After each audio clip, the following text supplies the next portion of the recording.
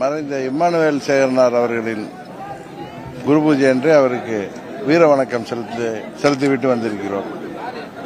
வேற ஏதாவது கேள்வி கேட்கணுமா? இல்ல, அழைக்கவில்லை.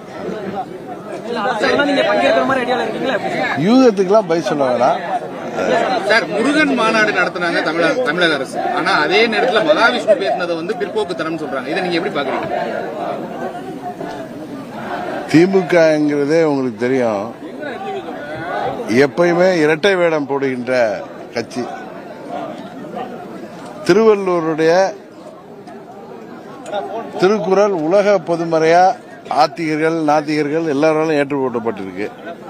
அதிலேயே முற்பிறவி மறுபிறப்பு 7 பிறவியை பற்றிலாம் சொல்லப்பட்டிருக்கு.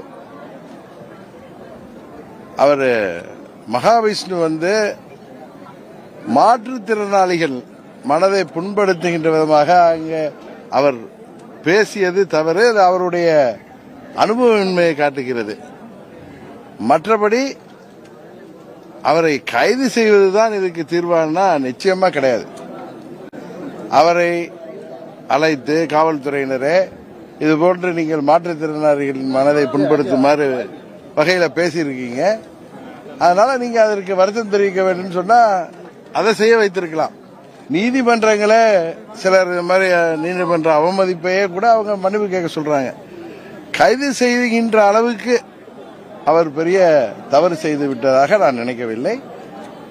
அதே நேரத்தில் மாற்றுத்திறனாளிகள் மனம் புண்படும்படி அவர் பேசியது கண்டனத்துக்குரியது என்று ஏற்கனவே நான் அதை அறிக்கை வேலை சொல்லியிருக்கேன்.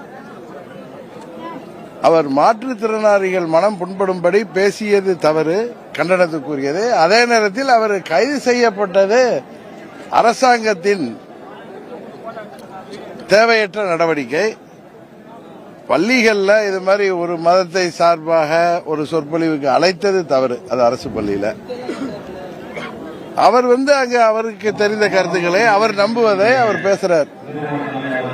அதற்காக இந்த அளவுக்கு அரசாங்கம் இது போன்ற நடவடிக்கை செய்வது காட்டும் பிராண்டித்தனமா இருக்கு அரசாங்கத்தோடைய செய்கை.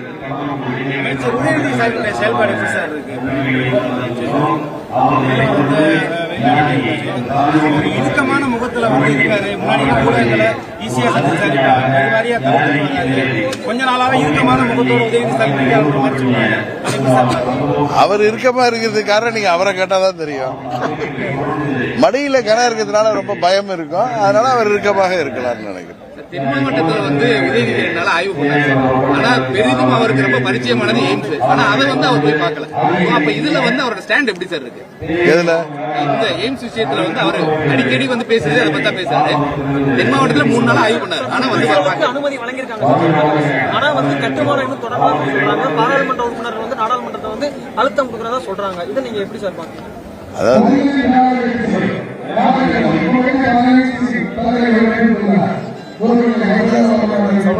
சரி